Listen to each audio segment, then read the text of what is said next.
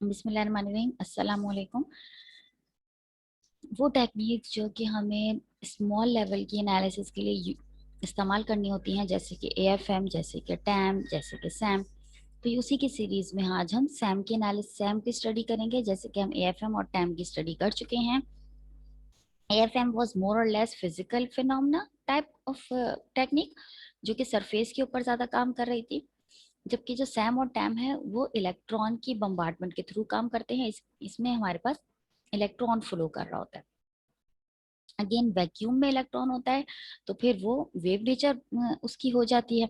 तो इसमें भी इसी तरह हमारे पास वैक्यूम के ही जरिए हम इलेक्ट्रॉन की बम्बार्डमेंट कर रहे होते हैं। पूरा का पूरा चैम्बर हमारा इवैक्यूएटेड सिस्टम्स में होता है, और ये हमारी स्कैनिंग इलेक्ट्रॉन माइक्रोस्कोपी या सैम कहलाती है। और इसके थ्रू भी हम analysis of a nano particle या analysis of a very small minute particles हम परफॉर्म कर सकते हैं। इसको हम सैम कहते हैं।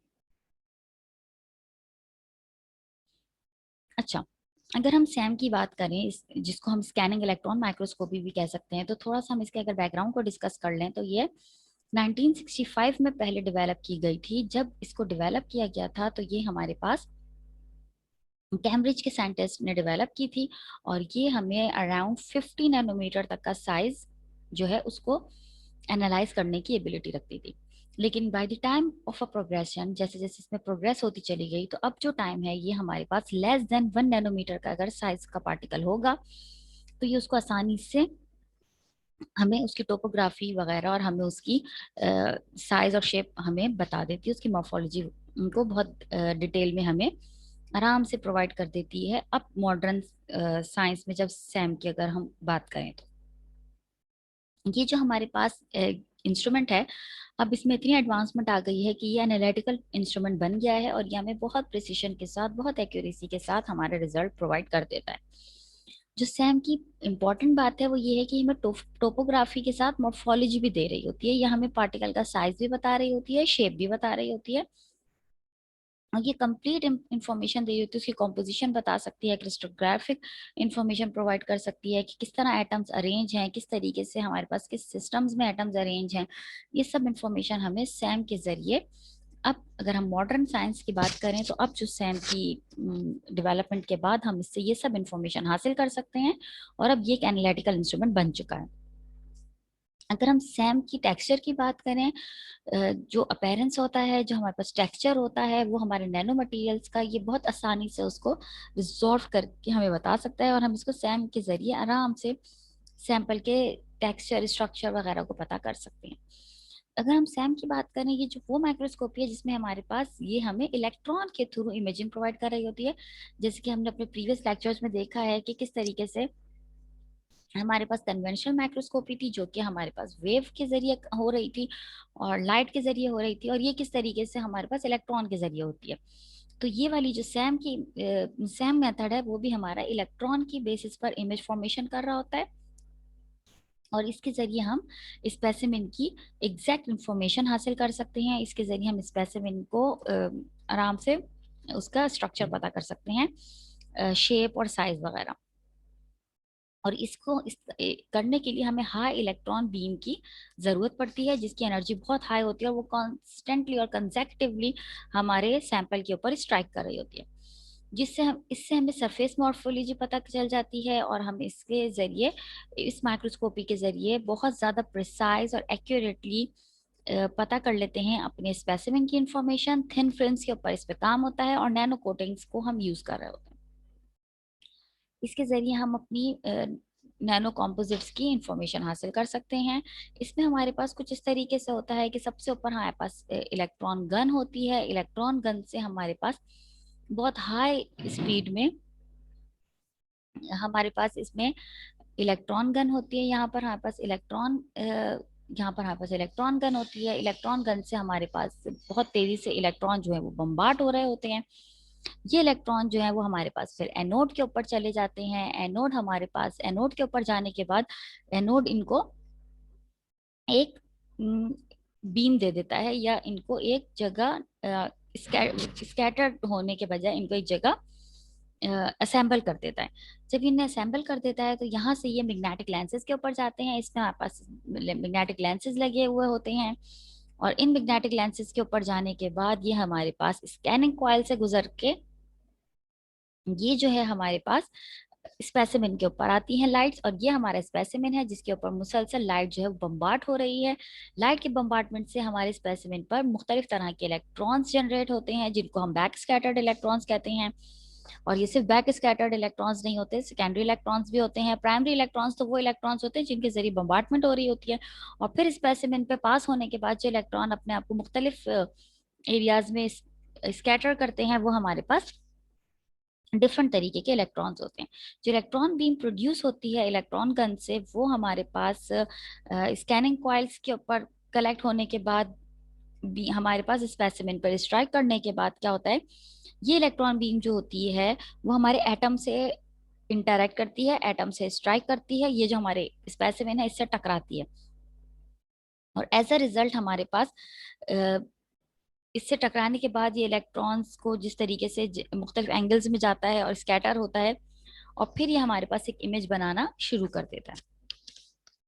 अच्छा, अगर हम इसको थोड़ा सा और डिटेल में देखें तो ये कुछ इस तरीके से होता है कि हमारे सेकेंडरी इलेक्ट्रॉन्स किस तरीके से इमेज बनाते हैं। तो वो इस तरीके से इमेज बनाते हैं कि इस तरीके से हमारे जो सेकेंडरी इलेक्ट्रॉन्स हैं वो प्राइमरी इलेक्ट्रॉन्स जो हैं स्पेसिमेन पे पढ़ने के बाद वो हमारे सेकेंडरी इलेक्ट्रॉन जनरेट करते हैं, और वो इस तरीके से अपने आप को असेंबल करके हमारे पास इमेज फॉर्मेशन कर रहे होते हैं। इस सब सिस्टम में हमारे पास जो पूरा का पूरा सैम का हमारा एक टोपोग्राफी, या अगर आप सैम की एक क्रॉस सेक्शनल इमेज देखना चाहें तो वो इस तरीके से होती है कि सबसे पहले हमारे पास इलेक्ट्रॉन बीम जनरेटर लगा हुआ होता है। यहाँ से इलेक्ट्रॉन जनरेट होने के बाद हमारे पास इसके अंदर जो कंडेंसर लेंस होते हैं वो हमारे पास तीन लेंसेज लगे हुए होते हैं जिनको हम कंडेंसर लेंस कहते हैं। ये तीनों के तीनों लेंस जो हैं ये मैग्नेटिक लेंसेज होते हैं। इनका बेसिक फंक्शन ये होता है कि हमारे आने वाले इलेक्ट्रॉन्स को एक जगह एक्सेलरेटेड और एक बीम में कंटेन रखे, ताकि ये एक खास स्पीड के साथ, एक वेलोसिटी के साथ और एक बीम के साथ हमारे स्पेसिमिन पर आकर टकरा सके, और इसकी वजह से हम अपने स्पेसिमिन की इंफॉर्मेशन हासिल कर सकें। तो बेसिकली जो हमारे पास कंपोनेंट्स होते हैं सैम के वो हमारे पास 7 प्राइमरी सिस्टम्स पर डिपेंड कर होते हैं। सबसे पहले हमारे पास वैक्यूम सिस्टम होता है, उसके बाद हमारे पास बीम जनरेटर होता है जो हमारे पास इलेक्ट्रॉन को जनरेट कर रहा होता है, उसके बाद बीम मैनिपुलेशंस होती हैं, फिर वहां से बीम इंटरेक्शंस होती हैं, उसके बाद वहां से हम डिटेक्शन पे जाते हैं, सिग्नल प्रोसेसिंग होती है, डिस्प्ले होता है और रिकॉर्ड हो जाता है हमारा सिग्नल। तो पहला सिस्टम हमारे पास है वैक्यूम सिस्टम। वैक्यूम सिस्टम के बारे में जैसे कि आप लोगों को पहले ही मैंने अपने लास्ट प्रीवियस लेक्चर्स में बताया है कि हमारे पास जो वैक्यूम सिस्टम है उसके बगैर हम अपनी इलेक्ट्रॉन को बीम फॉर्मेशन नहीं दे सकते। हमारा इलेक्ट्रॉन जो है वो वेव नेचर हासिल नहीं कर सकता, तो हमें इसको वैक्यूम सिस्टम देना होता है ताकि इलेक्ट्रॉन की जो नेचर है वो बीम नेचर में कन्वर्ट हो जाए, या आप इसको कह सकते हैं इलेक्ट्रॉन जो है वो वेव नेचर की तरह बिहेव करने लगे, और ये जो इलेक्ट्रॉन है वो फिर डिस्पर्स हो जाते हैं, स्कैटर हो जाते हैं, और हमारे पास मुख्तलिफ तरीके से आप मुख्तलिफ एंगल्स पर डिस्पर्स हो जाते हैं। जब हम इलेक्ट्रॉन बीम जनरेशन की बात करते हैं तो उसमें हमारे पास क्या होता है कि पहले हमारे पास इलेक्ट्रॉन बीम जनरेशन होती है, फिर वहां से मैनिपुलेशन की तरफ हम जाते हैं। जब हमारे पास इलेक्ट्रॉन बीम जनरेशन हो रही होती है तो उसमें हमारे पास सिस्टम से हमारे पास इलेक्ट्रॉन जनरेट होते हैं माइक्रोस्कोपिक कॉलम में, और उसमें होता है कि जो सिस्टम हमारे पास इलेक्ट्रॉन जनरेट करता है ये हमारे पास इल्यूमिनेटिंग बीम के जरिए इलेक्ट्रॉन्स जो हैं वो हमारे सैंपल पर जाके लग रहे होते हैं। यहाँ से हमारे पास सिस्टम से इलेक्ट्रॉन जनरेट हो रहे होते हैं जो कि यहाँ से हमारे सिस्टम तक जा रहे होते हैं, और तब ये कहलाते हैं प्राइमरी इलेक्ट्रॉन्स। और जो इलेक्ट्रॉन्स असल में सोर्स से आ रहे होते हैं वो हमारे प्राइमरी इलेक्ट्रॉन्स होते हैं। उसके बाद हमारे पास आता है beam manipulation, electron beam manipulation system, जिसके जरिए हम इलेक्ट्रॉन्स को मैनिपुलेट करने का आप इन शॉर्ट कह सकती हैं। इसमें हमारे पास होता ही है कि जो हमारे पास इलेक्ट्रॉन होते हैं वो जब हमारे पास प्राइमरी इलेक्ट्रॉन्स जो आते हैं और जो हमारे सोर्स से निकल रहे होते हैं, ये हमारे पास इलेक्ट्रोस्टैटिक फील्ड्स और मैग्नेटिक फील्ड्स जो है हमारे पास जैसे हम एक बात हमें मालूम है कि जो हमारे इलेक्ट्रॉन जो एक्सिलरेट हो रहे होते हैं या जो किसी मोशन में होते हैं, या जो इलेक्ट्रॉन्स मूव कर रहे होते हैं, उनके पास दो तरह की वो जो हैं दो चीजों से अफेक्ट हो रहे होते हैं, या तो इलेक्ट्रोस्टैटिक फील्ड्स होती हैं या मैग्नेटिक फील्ड्स होती हैं। जो हमारे इलेक्ट्रॉन गन्स होते हैं उसमें इलेक्ट्रॉन्स जो होते हैं वो कंट्रोल होते हैं इलेक्ट्रोस्टैटिक फील्ड्स के जरिए, जबकि हमारे जो बाकी के पूरे सिस्टम में सैम के अंदर इलेक्ट्रॉन्स जो है वो कंट्रोल हो रहे होते हैं मैग्नेटिक लेंसेज के जरिए। जो हमारे इलेक्ट्रोस्टैटिक लेंसेज हैं वो बन रही होती हैं नेगेटिव और पॉजिटिव फील्ड्स के जरिए, और वो हमारे पास एक दूसरे के नजदीक होती हैं। ये सिचुएशन हमारी गन और एनोड के दरमियान होती है। यहाँ हमारे इलेक्ट्रोस्टैटिक लेंसेज जो हैं वो हमारे यूज नहीं हो रहे होते हैं माइक्रोस्कोपिक कॉलम के अंदर, क्योंकि ये हमारे पास because this will cause arcing. Dirty apertures जो होते हैं वो हमारे पास अनडिजायरेबल होते हैं, क्योंकि ये हमारे पास हमारे जो इलेक्ट्रोस्टैटिक लेंसेज हैं उनको अफेक्ट कर रहे होते हैं, और वो हमारी इलेक्ट्रॉन बीम को अफेक्ट कर देती है। जहाँ पास मैग्नेटिक फील्ड्स होती हैं वो यूज हो रही होती हैं इलेक्ट्रॉन माइक्रोस्कोपिक लेंसेज में। यहाँ से हमारे पास इलेक्ट्रॉन जो है, इलेक्ट्रॉनिक करंट जो है वो हमारे पास कॉपर वायर के जरिए जनरेट हो रहा होता है। और ये जो लेंसेज हैं ये सारे मैग्नेटिक लेंसेज होते हैं। ये जो हमारे इलेक्ट्रोमैग्नेटिक लेंसेज कहलाते हैं, ये जो हमारे पास सैम में ज्यादातर जो हमारा सैम है उसमें इलेक्ट्रोमैग्नेटिक लेंसेज ही यूज हो रहे होते हैं, ताकि वो हमारे बीम के साइज को रिड्यूस कर सके, जैसे मैंने आपको बताया कि उसको शार्प बीम बना सके। और आपको अगर मेरी प्रीवियस लेक्चर याद हो तो मैंने आपको बताया था कि इलेक्ट्रॉन जितना ज्यादा हमारी बीम स्कैटर्ड होती है तो वो स्कैटरिंग के मसाइल शुरू हो जाते हैं और हमारे ब्लर इन इमेज कॉज होने लगते हैं। तो हमें इसमें बीम को ये एक जगह बीम के जो साइज है उसको रिड्यूस कर रहा होता है और हमें एक शार्प बीम प्रोवाइड कर रहा होता है। इसमें हमारे जो लेंसेज है ये कंडेंसर लेंसेज होते हैं, ताकि हमारी बीम को कंडेंस कर सकें, शार्प कर सकें और एसिलरेट कर सकें। जो हमारे इलेक्ट्रोमैग्नेटिक लेंसेज होते हैं ये हमारे पास स्फेरिकल होते हैं।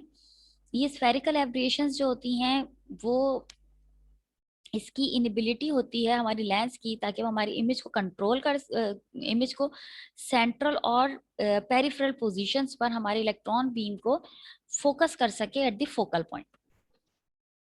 जो हमारे पास मैन्युफैक्चरिंग टेक्निक्स है वो हमारे पास अ, अ, वो हमारे पास वक्त के साथ साथ हम बेहतर करते जा रहे हैं, जिसकी वजह से हमारी रेजोल्यूशन भी बेहतर होती जा रही है।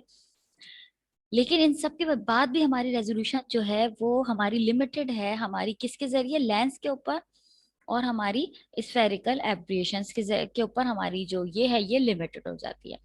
अगर हम अपने बीम स्पेसिमेन इंटरेक्शंस की बात करें तो जैसे कि मैंने आपको बताया कि हमारी जो प्राइमरी बीम है वो आकर हमारी लेंस के ऊपर टकराती, हमारे सैंपल के ऊपर टकराती है। यहाँ तक की बात हमें समझ आ गई है। जो हमारी सिग्नल होता है वो हमारी डिटेक्शन होती है जब हमारे पास जो प्राइमरी बीम है वो हमारे स्पेसिमेन के ऊपर टकराती है, उसके बाद ही हमारी सिग्नल डिटेक्शन का प्रोसेस स्टार्ट होता है।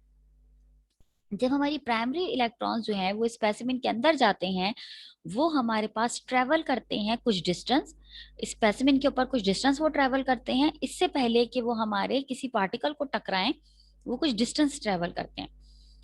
उसके बाद ये हमारे इलेक्ट्रॉन्स जो हैं वो हमारे हिट करने के बाद वो या तो हमारे इलेक्ट्रॉन्स को हिट कर रहे होते हैं, न्यूक्लियस को हिट कर रहे होते हैं, किसी को भी हिट कर सकते हैं।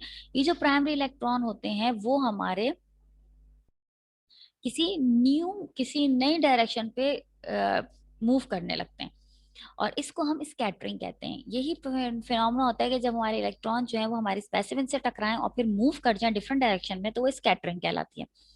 तो फिर ये स्कैटरिंग हो जाती है। ये स्कैटरिंग का जो इवेंट है ये हमारे पास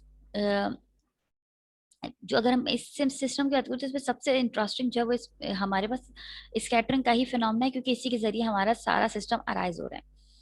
इसी के जरिए हमारे कंपोनेंट की स्कैटरिंग इवेंट्स के बाद ही हमारे पास कोई पिक्चर डेवलप होती है।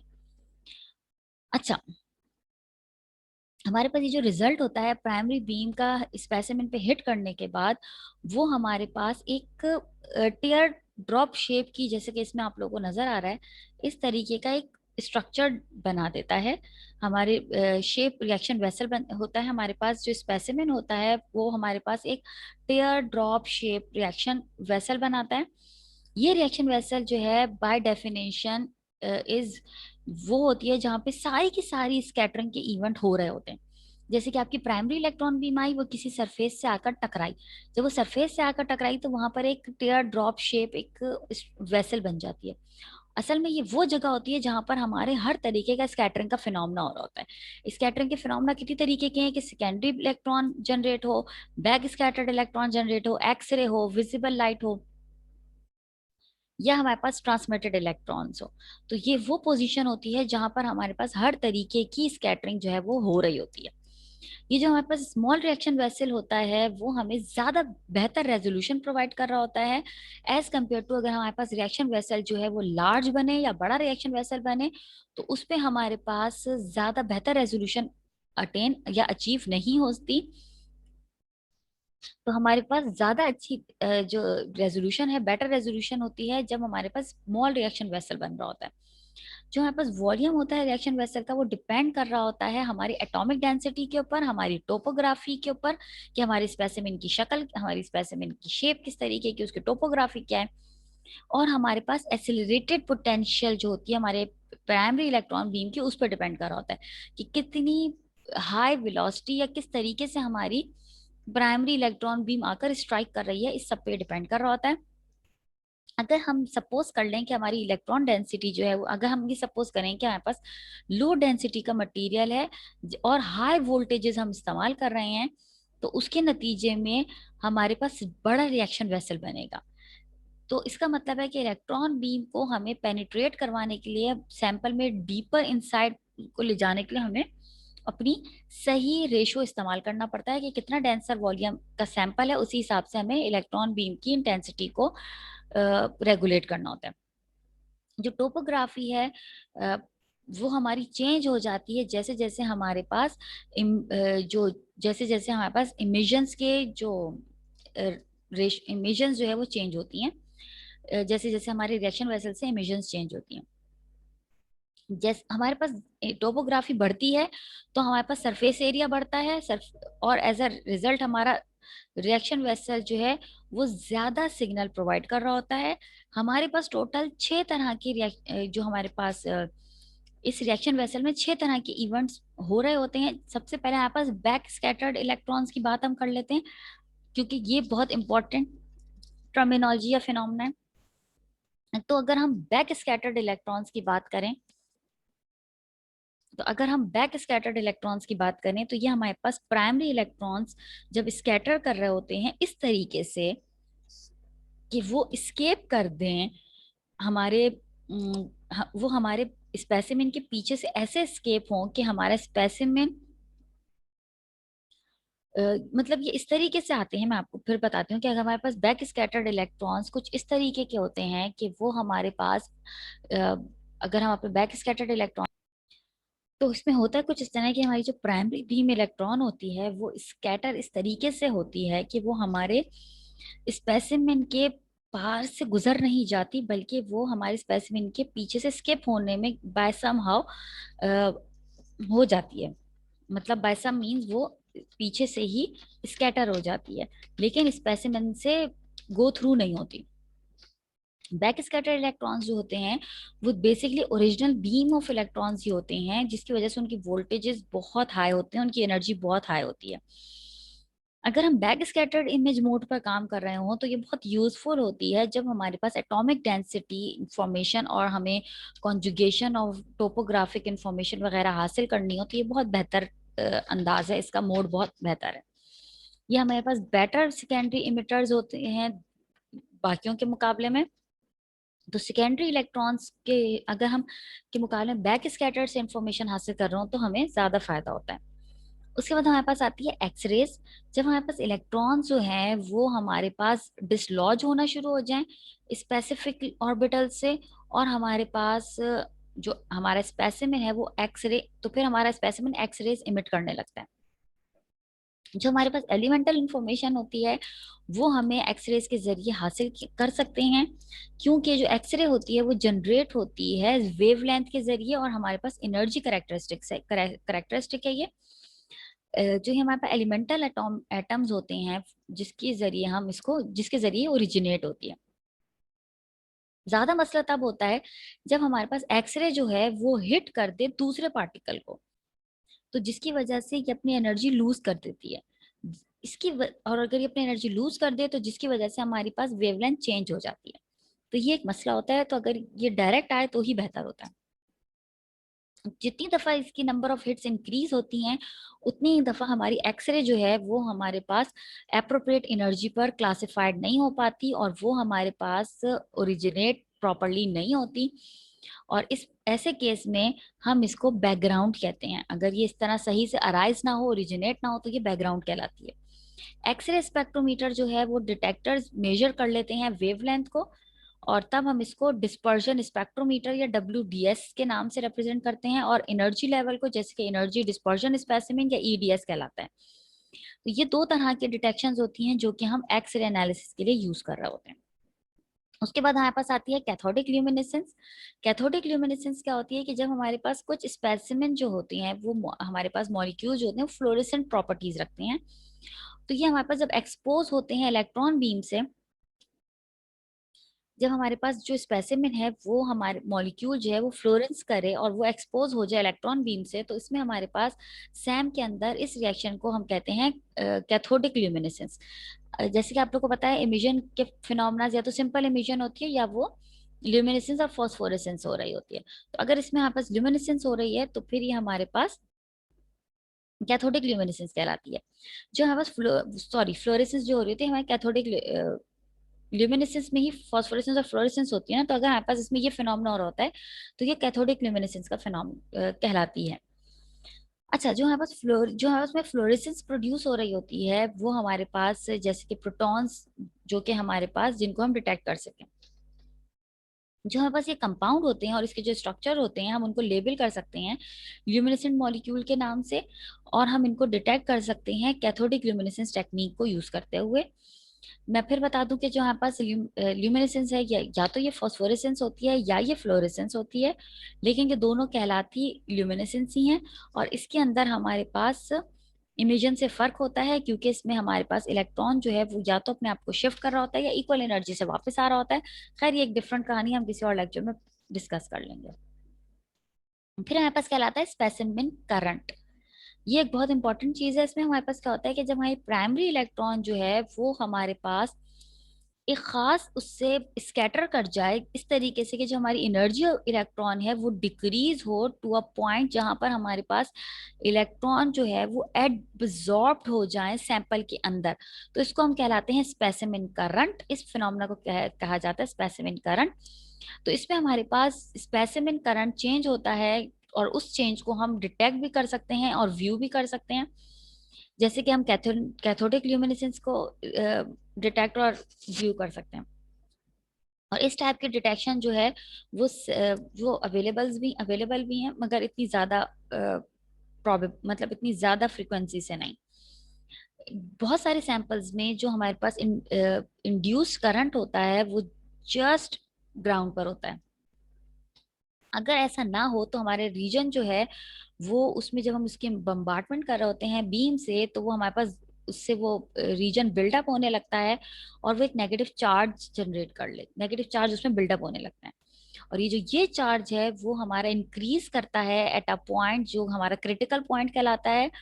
और एज अ रिजल्ट ये डिस्चार्ज करता है इलेक्ट्रॉन्स को, और ये हमारे पास एक प्रेशर और एडिशनल इलेक्ट्रॉन्स जनरेट कर रहा होता है, और इसको हम कहते हैं चार्जिंग। और ये हम प्रिवेंट कर सकते हैं अगर हम प्रॉपरली ग्राउंडिंग करें और जिसको हम प्रॉपरली कोडिंग करें सैंपल की, तो हम इससे बच सकते हैं। फिर हमारे पास होते हैं फिर हमारे पास आता है ट्रांसमिटेड इलेक्ट्रॉन्स। ट्रांसमिटेड इलेक्ट्रॉन्स क्या होते हैं, जैसे कि हमें पता है कि जब कोई इलेक्ट्रॉन टकरा कर वापस ना आए, वो स्कैटर ना करे और सीधा सीधा निकल जाए तो वो ट्रांसमिटेड होता है। तो अगर हमारे स्पेसिमेन जो है वो थिन है, इतना थिन है कि हमारे जो प्राइमरी इलेक्ट्रॉन, हर स्पेसिमेन की बात याद रखिएगा सैम में थिन थिन ही होता है।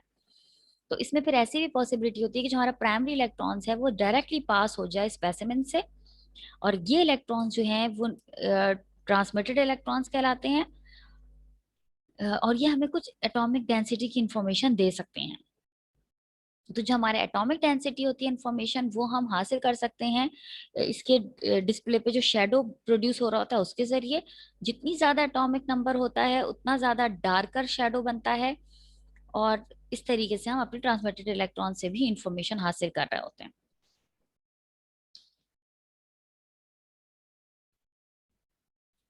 फिर हमारे पास जो हम सेकेंडरी इलेक्ट्रॉन्स हैं, ये सबसे इंपॉर्टेंट इलेक्ट्रॉन्स होते हैं। ये हमारे पास अगर हमारा जो स्पेसिमेन से हमारी जो एनर्जी, अगर हमारा जो इलेक्ट्रॉन है वो स्पेसिमेन से इस तरह निकले, मतलब इस तरह स्कैटर करे कि वो 1 से 10 इलेक्ट्रॉन वोल्ट तक की एनर्जी रखता हो, जबकि हमारे पास 50 इलेक्ट्रॉन जो इसकी highest specific limit energy limit मौजूद है।